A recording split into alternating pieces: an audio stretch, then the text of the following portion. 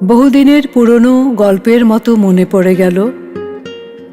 আল্লামা ইকবালের একটি কবিতা পড়েছিলাম, ঢেউ।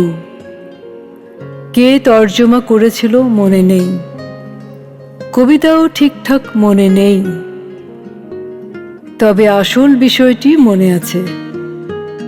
সাগরের বুকে যখন অনেক কষ্ট, অনেক বিরহ ব্যথার সৃষ্টি হয়, তখন কষ্টমুক্ত, বেদনামুক্ত হওয়ার জন্য নিজের বুক থেকে আলাদা করে দেয়।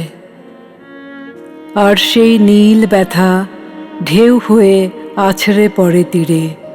এমনই ছিল সে কবিতাখানি।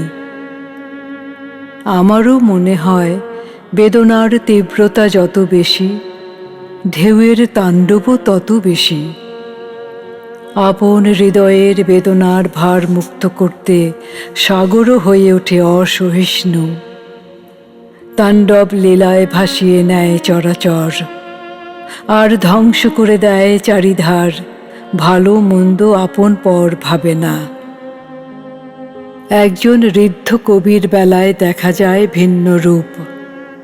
কবি তার নিজ হৃদয়ের ব্যথা বেদনার ঢেউ ফুটিয়ে তোলেন তার কবিতায়। বেদনা যত গভীর, কবির কবিতাও হয় তত হৃদয়গ্রাহী। কবি লিখে যান তার সুখ দুঃখের কাব্যগাথা। আমারও ইচ্ছে হয় ধ্বংস করে দিই চারিধার। আবার কখনো কখনো মনে হয় কবিতা লিখি, ঢেউয়ে নয়, তাণ্ডব নৃত্যে নয়, কবিতায় ভাসিয়ে দিই শহর। লেখা হয়ে ওঠে না। আমি না পারি ধ্বংস করতে, না পারি সৃষ্টি করতে।